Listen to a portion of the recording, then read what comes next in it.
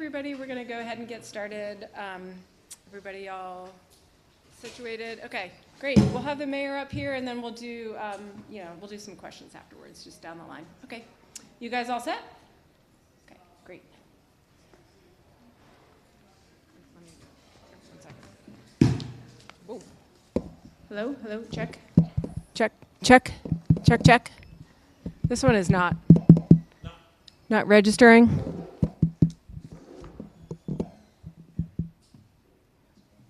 You got it? Okay. Good. Okay.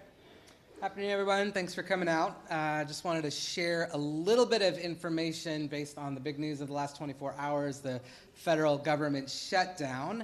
Obviously, it's early. We don't have a lot of direct info from the federal government yet, but I do know that it's on the mind of many, and so wanted to make sure we kind of just, addressed it for the community. I recognize it is a time of uncertainty, a lot of unease, can be unsettling when we go through these episodes, but I do want to remind people that we as a city and as a nation have actually been through this before in very recent history.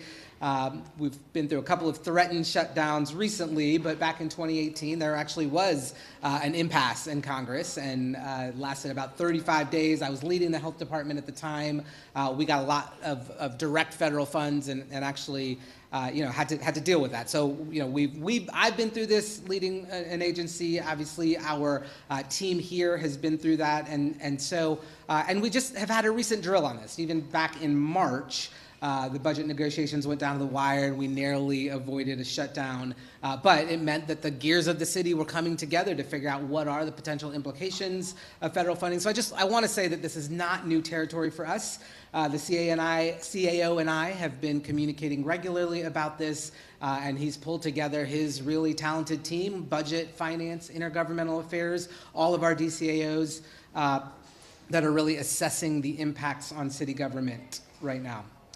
So again, we're at the very beginning of this, not even 24 hours since the news, but we are working on developing kind of our specific assessment of the impacts to government service delivery, and we will absolutely keep the public apprised if we know that there are ways that service delivery will be impacted.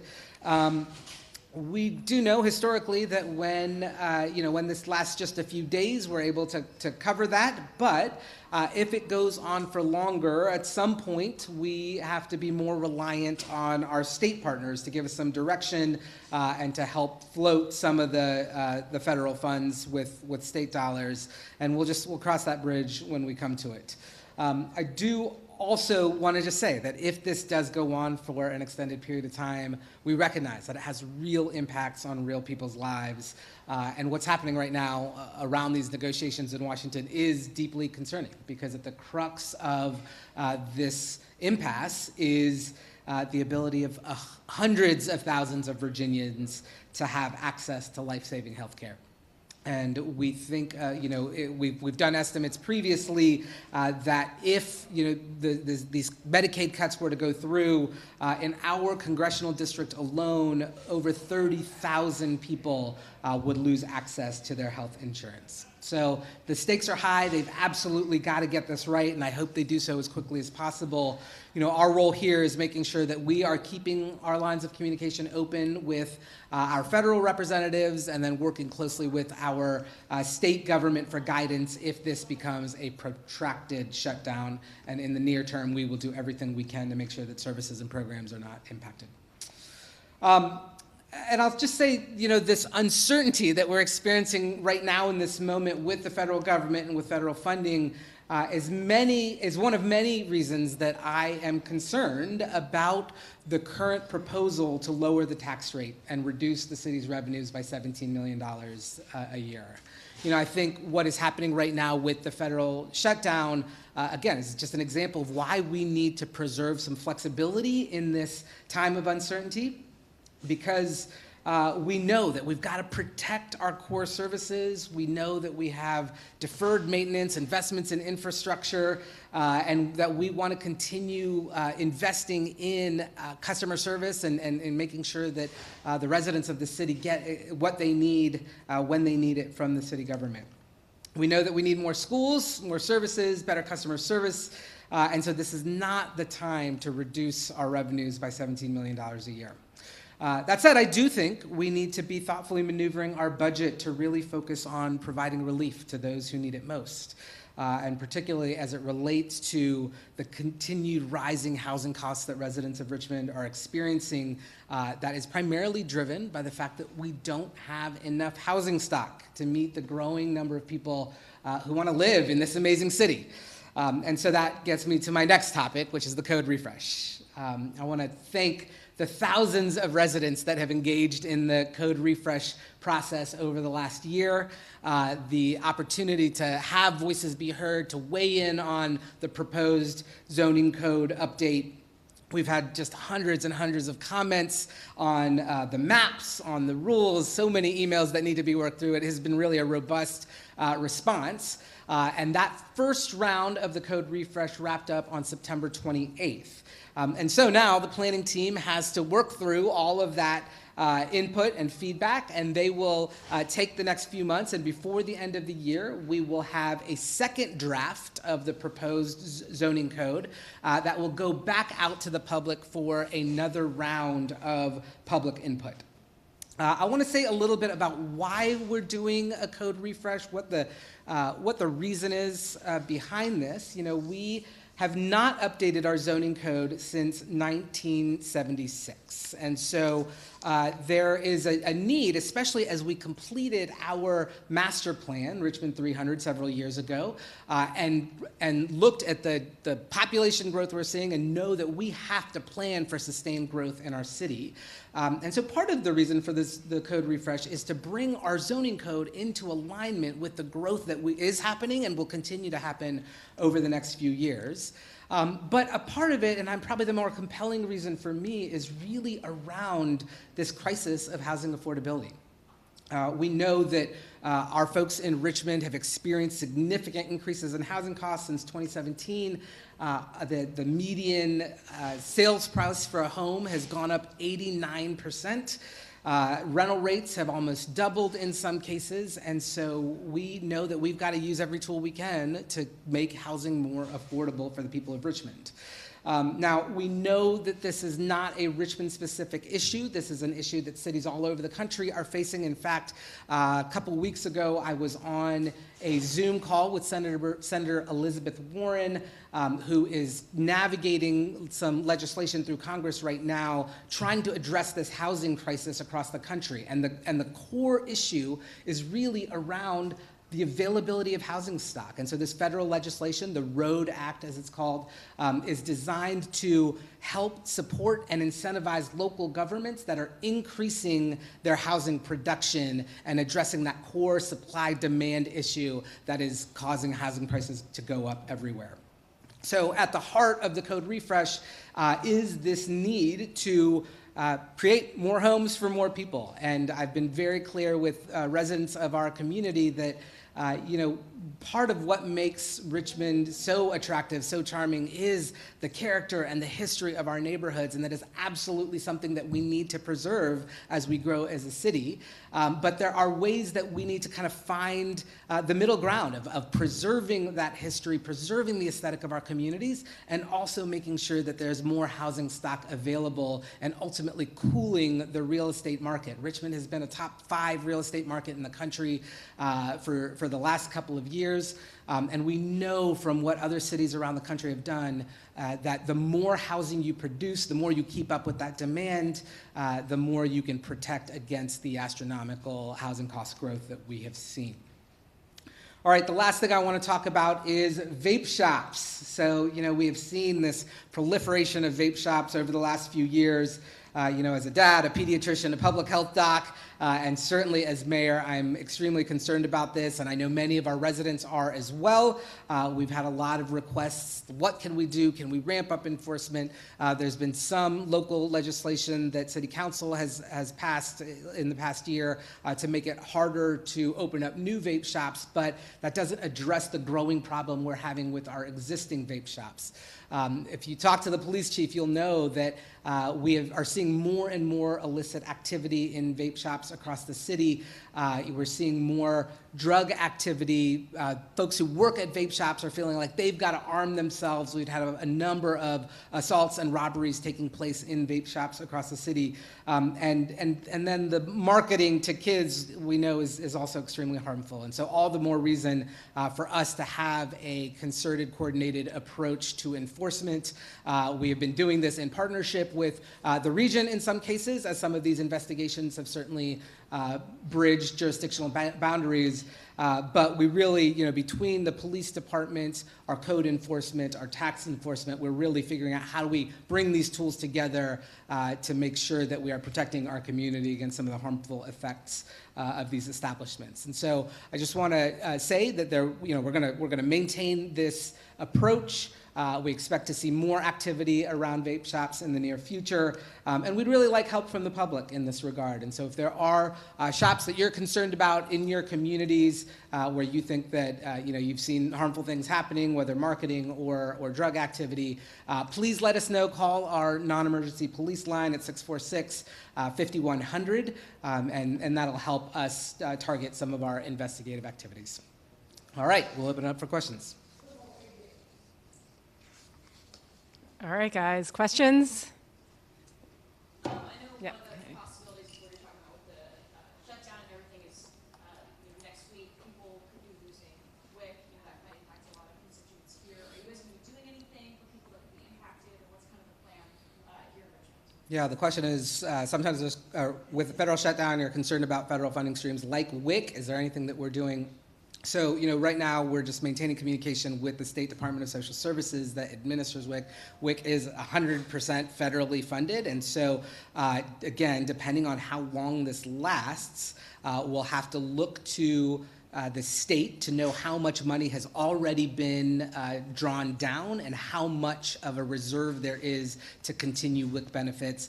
We haven't had that update from the state yet, but I imagine in the coming days we'll have some sense of how much reserve they have to float WIC benefits, and we'll provide more information when we have it. In terms of what you would advise people to do that are worried that are impacted, they're not feeling that impact maybe this second, but are looking ahead, do you have any advice to Richmonders who could see that impact in the coming days or weeks? Yeah, the question is, do I have advice for Richmonders who are concerned about the impacts of a federal shutdown? Again, I would reassure people that we've been through this before, right? This isn't new territory for us, that we, have our own local government reserves. We know the state has significant reserves. And so, whatever's happening at the federal level, we've got to work locally and with our state partners to figure out how long can we preserve the delivery of services. I think what everybody should be doing in the meantime is reaching out to their federal representatives to help remind them of what is at stake on the ground in local communities. The more that these decision makers are hearing from residents about what's on the line, hopefully the more urgently they will act to make sure that we are preserving services for people who need them. Has the city seen an influx in calls or anything today? People asking questions in regards to some of these things? Have we seen any increase in calls related to the federal shutdown? Not that I'm aware of. I have not talked to 311 prior to this, but I'm happy to follow up on that. The implications are obviously unclear at this point, but do you have any immediate concerns as mayor in terms of what the shutdown would bring? And also, if it is prolonged, you said you have to lean on the state for kind of help with that part. Are you confident that you're going to be able to get that from your state partners? Yeah, the question is, what are my major concerns with a prolonged shutdown, and do I have confidence in the state's ability to support us? I mean, there's so much unknown in that, right? In the near term, because we've gone through some of these exercises before, and the way that federal funding works is that, you get a tranche of money, and then you're able to have some buffer with the impacts of that until the next tranche needs to come down. In the short term, I think we will be able to weather it. And again, the example I gave previously with social services and WIC funding, we'll just need to work with the state to know what their reserves are and if there's the opportunity to mobilize some of the state's current surplus to fill any gaps. If this goes on longer, yes, I do have concerns. I mean, I think primarily the hit will happen to federally funded employees. When I was at the state, some of the divisions of state government or the health department, like WIC services as an example, those employees went on furlough for about a month back in 2018. So there are real impacts to the administration of some of these programs, and we'll just have to monitor and see, what the federal government does and ultimately how the state and locals are able to respond. I do have confidence that they are working on doing those assessments, and I have confidence certainly in the degree of relationship and connection and communication we have with our state partners. Yeah. No, you're good. Go ahead. Tax rebate, you mentioned that kind of concerns of that. The tax reduction. Yeah, tax Yeah. reduction, Mhm. the property tax reduction. Have you spoken with counselors who were, wanting to be lower? Have you talked about what the rate you're thinking about? Where does that stand now, obviously, with what's coming up? Yeah, the question is, have I spoken with city council members about the proposed ordinance and what do I anticipate? We're still in process. Like I think we've got to have all these conversations with city council and make sure they understand the implications.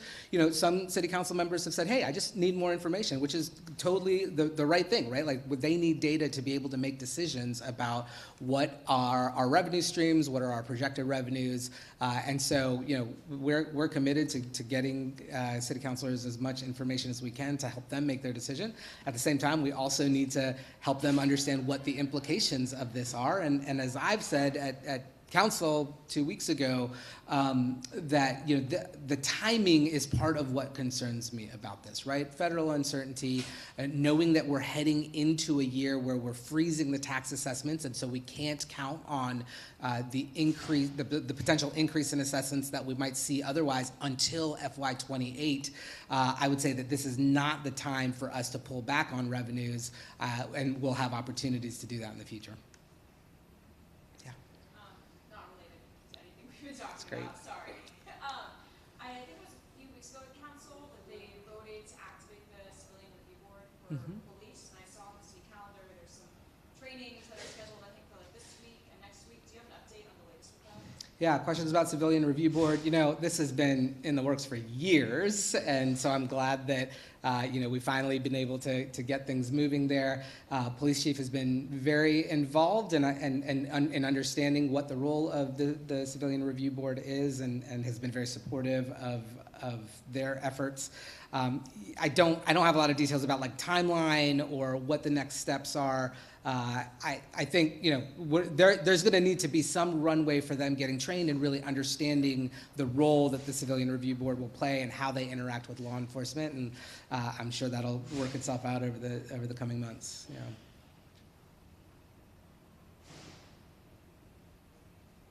Go on, Dean. Yeah, sure.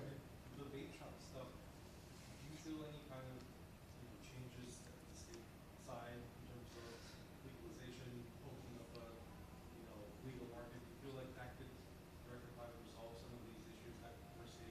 Yeah, the question is does state action and the legalization of the marijuana market, will that impact vape shops? Undoubtedly it will, and I think obviously depending on how this next election goes, we'll either see a lot of movement on that or we won't. And if we do, I do think that will address a number of the issues that vape shops are seeing in terms of those being a vehicle for marijuana sales in an environment where there's no regulation of that market. And so that's work that needs to happen at the state level, and I do think it will help implementation on the ground. And I will also say, unrelated to marijuana, I think more regulation at the state level as it relates to vape shops, I think would be very welcomed by many local communities around the state. So. All right, thanks everybody. Good to see you all. Thanks. And I see Maggie stepped away. We'll get back on her 311 question.